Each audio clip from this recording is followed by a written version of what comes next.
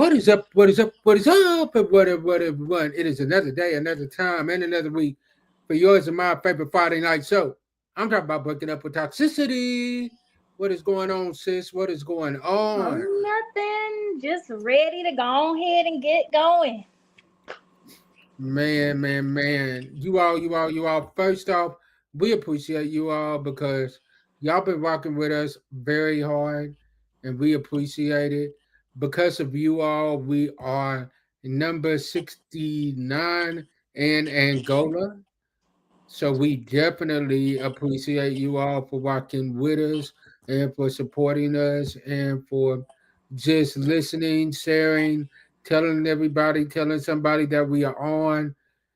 James H. Glover Studios would not be what James H. Glover Studios is without the support of number one, God, but number two, all of you all that are watching. You all are the reason why we are as successful as we are. So we definitely appreciate you all, and your support does not go unnoticed.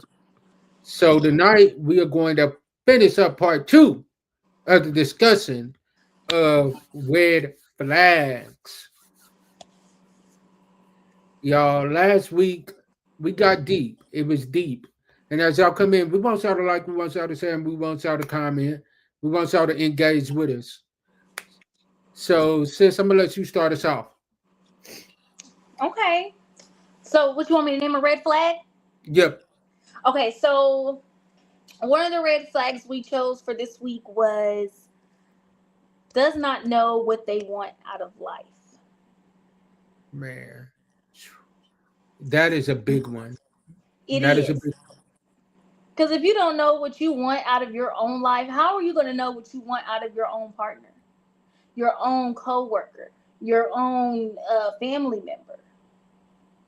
true, true. Like in all honesty, for me, it's like if you can't, if you don't know what you want, and you don't know where you're going in your life, how can you expect us to go somewhere together?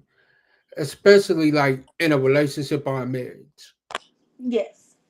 If we are supposed to be building together and we're supposed to be growing together, if one of us doesn't know the direction that we're going in, aren't we setting our relationship up for failure? Hmm. Because the scripture says, how can two walk together unless they agree? So we have to know where we are going at all times. It doesn't mean that sometimes the plan won't change, but I have to know the roadmap of where you are planning on going. I have to know that you have some kind of idea of where you want to go in your life. It can't just Yeah. be like a, you know what, let's just go with the flow type thing. In my big 35 years of living, almost 36, Lord's willing on Monday, I can't keep doing the let's just go with the flow. I need stability. I Yes. need I need somebody that's like, you know what, if I ain't got it, yo, let's get it. I got it with you. Let's go. That is true. So I believe the reason that it is toxic is because if you don't know what you want out of life, but you have expectations out of me, that doesn't make sense. Yeah. If you How you don't got know more what you want out of expectations for me yourself, than you how do can you know yourself? what you want out of me?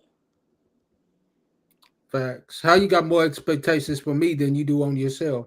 Yes, and that goes back to lacking accountability, which we talked about last week.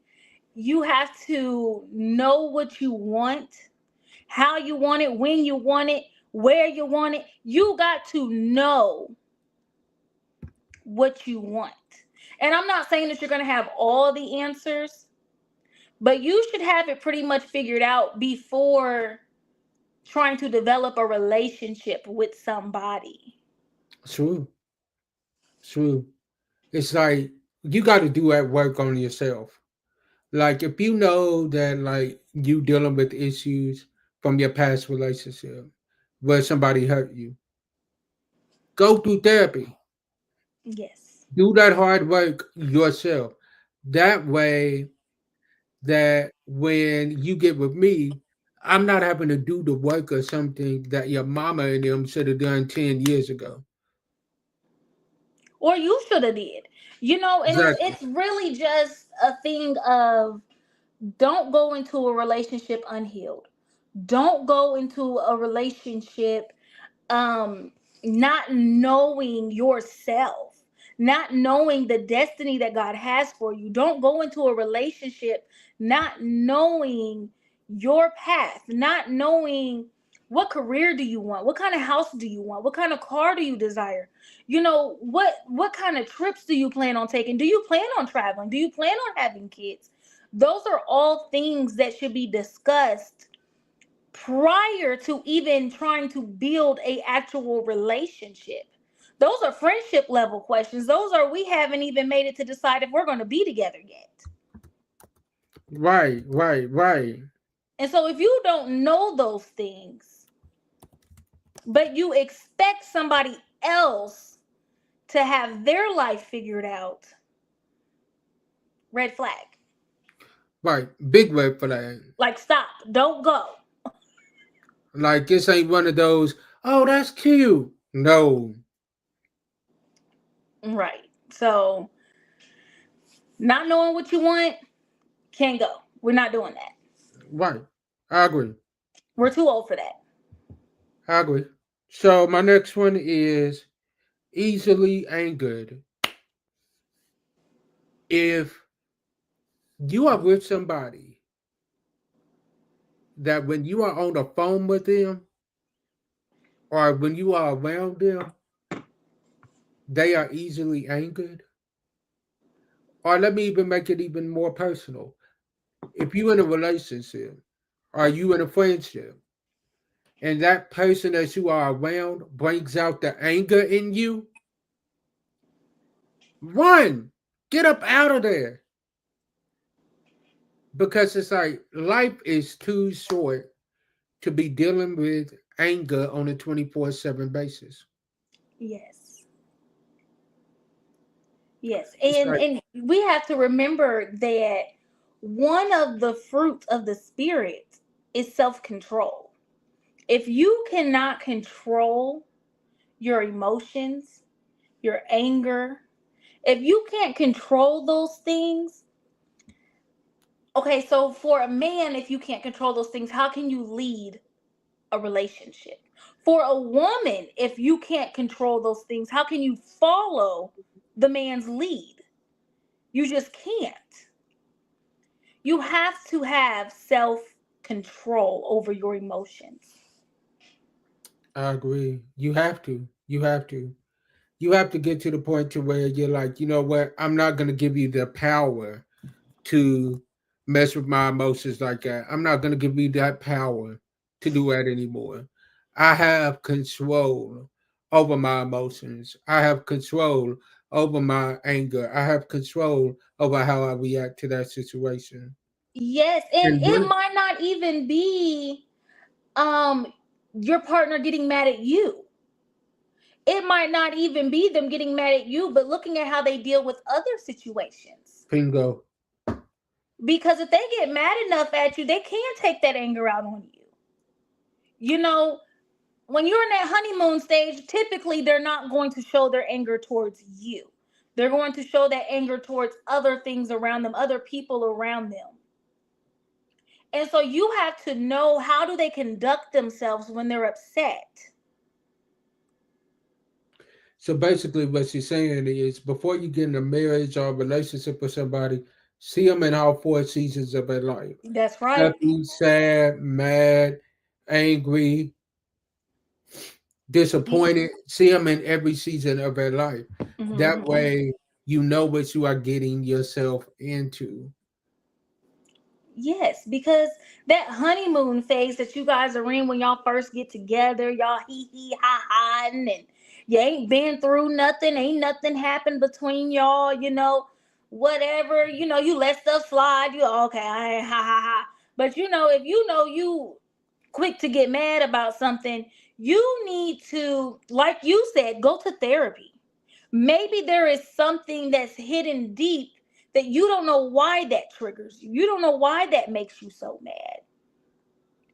But I suggest going to therapy, even if you just go to like your pastor, or, if you're a woman, your first lady, or an older member of the church, or you can go get a professional therapist and really dig deep and see what's going on and what's wrong with you, or what might be triggering those reactions out of you, because you want to have a healthy relationship with your partner, your family members, your co-workers, and just the people around you. I agree. I, I agree. I agree 1000%. All right, it's on you for the next one. Oh, I don't remember. Double minded. Double minded. Double minded. A Oh, double minded yeah. man is unstable in all his ways. That's the Bible. Come on. That's the Bible. That goes back to not knowing what you want. Double minded. You got to know what path you're on. You have to have a set mind on, let your yes mean yes and your no mean no. I agree with that. I think sometimes too, double minded could be you say that you want marriage, but you are still living a single lifestyle. So Mm. let me explain what I mean by that. I've had to check myself. I've had some good friends of mine that are like my brothers and that are like my sisters that have told me, okay, you say you want marriage, but what are you doing to prepare yourself for that? So what I had to do was I had to check myself. And what I had to realize was, in all honesty, I was hanging around more of my single friends than I was my married friends. So my single friends, they wanting to have fun every weekend. They wanting to do different stuff. Married friends, they are praying with their spouse. They are building a legacy together. So what it was I had to check my surroundings and not and adjust my surroundings for not where I am, but where I see myself being in the future. Yes, and the Bible says bad association spoils useful habits. Okay, so even though they might not be like a bad friend, or they might not be a bad person, if they are not showing those characteristics and those yeah, if they're not showing those characteristics that you want to show yourself, you're gonna find yourself leaning towards their characteristics rather than pulling them towards you. Facts. So it's very important to make sure that the people you hang around are either heading where you're heading, or already there where you're heading to. It is very imperative that we understand that our surroundings, our environment, the people we hang around, the people we call ourselves being friends with at work, or call ourselves, cousins and whatever. It all makes a difference. You have to make sure that the people you are surrounding yourself with are reflecting what you are saying that you want out of life. Whether it's marriage, whether it's a new career, whether it's to move to another state. You have to know what you want, how you want it, and you have to know what to do and make sure that the people you are around are doing that. Agreed, 1000%. I mean, sometimes I think we take it for granted. We think that just because that we think that we have all the time in the world to get stuff together, and in all honesty, we don't. You'll miss your blessing like that. You really will. And then you'll wonder why you are missing your blessing. And it's because you haven't aligned yourself with the people that you need to align yourself with. Yeah, or you're just not aligning your lifestyle with what you want. You know what I mean? You can't say, I want to run a business, but you don't know how to handle money. Come You on. can't say, I want to, be a manager here, but I can't even work down here as just a cashier. You know what I mean? You can't do that. You have to work for what you want. You cannot be double minded. Agreed. All right. So would be my next one would be you have to know they lack trust. So in other words, what that Ooh. means is because of stuff that they have not healed from in their past, they are Mhm. lacking trust. And because they lack trust, now everybody that they get with is having to pay for the mistakes that someone else made. That Like, okay, I'll give you case in point. This person may have made some mistakes and they may have messed up, they may have slipped up, they may have done some stuff where not intentionally, but that they did not mean to do. And but they're trying to get it right.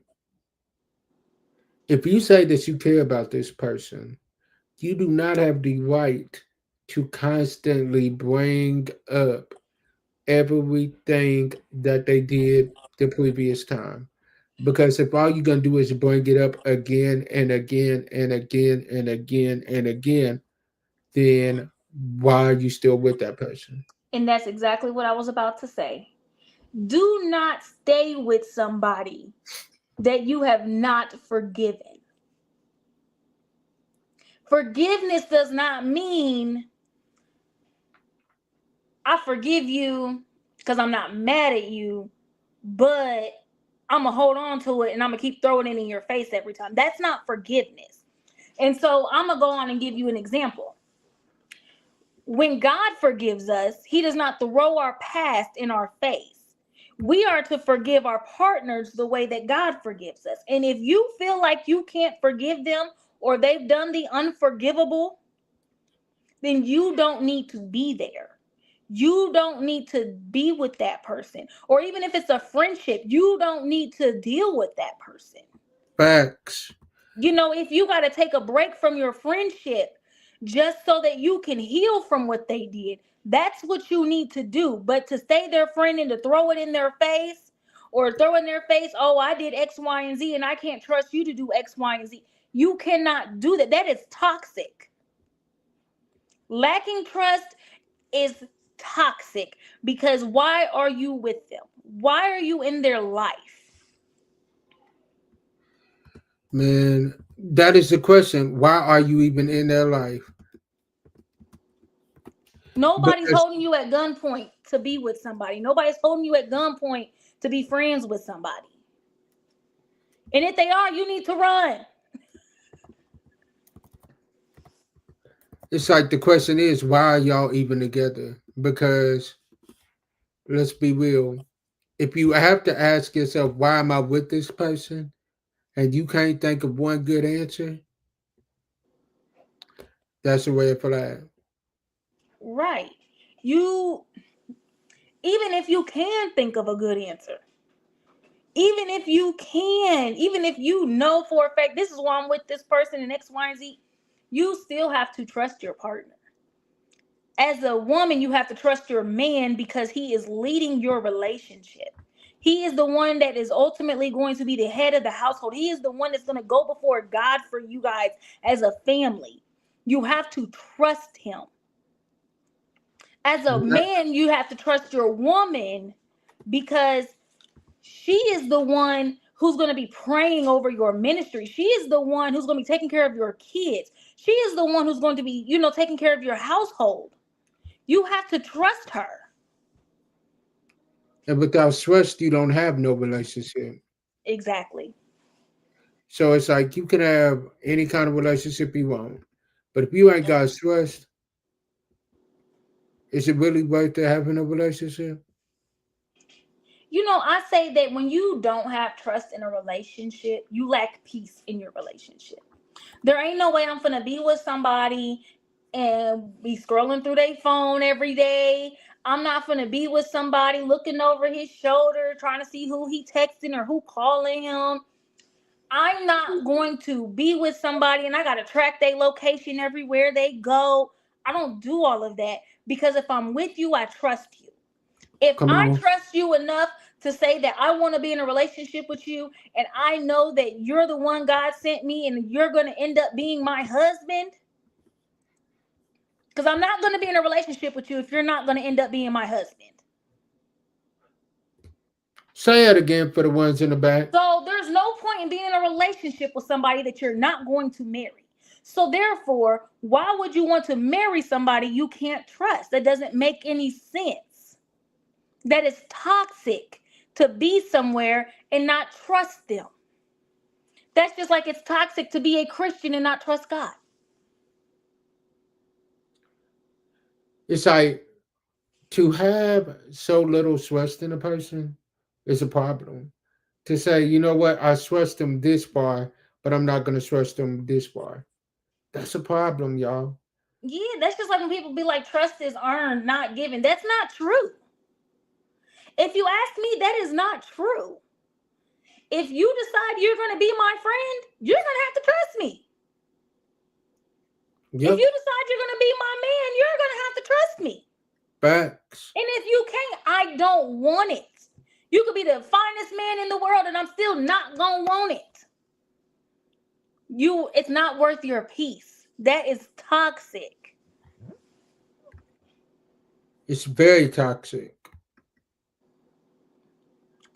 It destroys your peace. It like even the person who's not trusting, it destroys their peace too. Cause now you sitting here wondering, oh well, what's he doing? What's she doing? What they got going on? You know, or they phone keep going off at night. Woo, like that destroys your peace as a person. And I'm going to just be real with you. I'm at that age and that space in my life where if I got to question what you're doing, going to do you. Exactly. Exactly. That's the best way to put it. If I got a question, do you, boo? Just do you. If I even have to ask myself, why are you here? There's a door. You can leave because Exactly. There's no obviously you point. don't need to be here. Exactly. There's no point. Uh, all right. So, sis, we're going to have, once again, what is called the non toxic moment. So, I'm going to let you leave them with some final words of encouragement. And next week, y'all, we always talk about red flags, we always talk about green flags.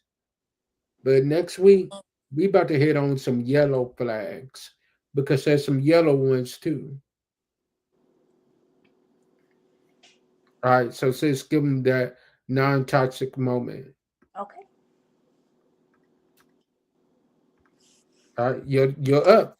Oh, okay. So I want to start by saying this. I'm gonna leave you guys with this nugget of wisdom. If you are with somebody in a friendship, in a relationship, a close family member, and they are showing you these red flags that we discussed, do not continue associating yourself with them.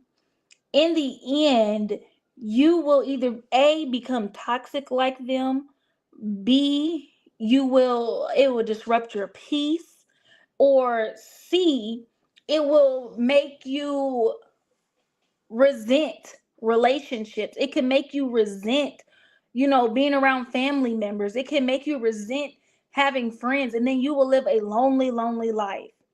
If you are the toxic person, I suggest you going to get therapy from your pastor, first lady, an older saint, or maybe even just a therapist. Okay? It is worth it to heal your inner soul and to get away from toxicity and to really be a better person so that we can have a better world.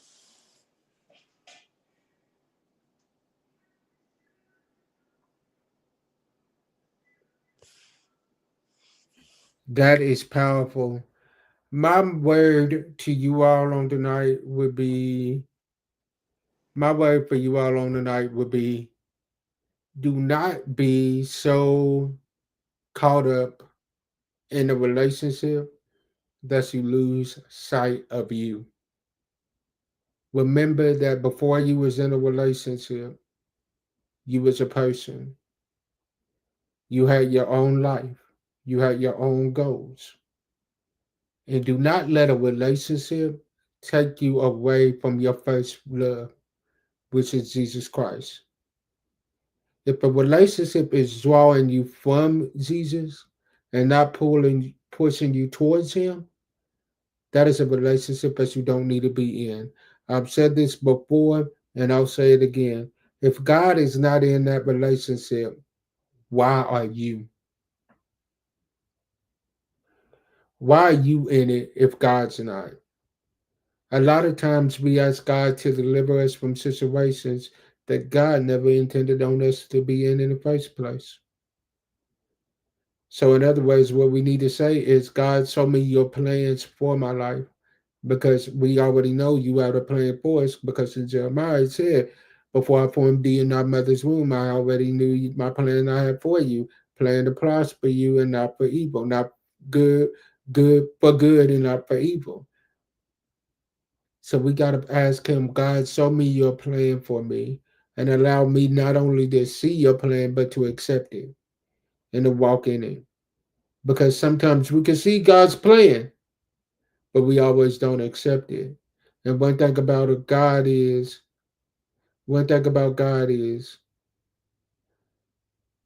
he's not going to force himself on you. So if you're not going to accept his plan, guess what? He ain't going to make you accept it. He's just going to give you that time to walk away. So before we close out, this is a good question. When a person doesn't apologize or own their part in offending, your forgiveness is possible as forgiveness is one-sided. Is apology necessary to achieve reconciliation and mend brokenness the offense caused? Nope, No. it's not. Now, it is recommended. You do want to know that the person that offended you understands the wrong in their action and understands that they can't do that. You know what I mean? That it bothers you. But they don't necessarily have to say, "Oh, I'm sorry." Because actions speak louder than words. If they're going to show you they're sorry, that's what's going to count. Exactly. Facts. That's what's going to show you. So thank you all for tuning in, and we will see y'all next Friday. Peace.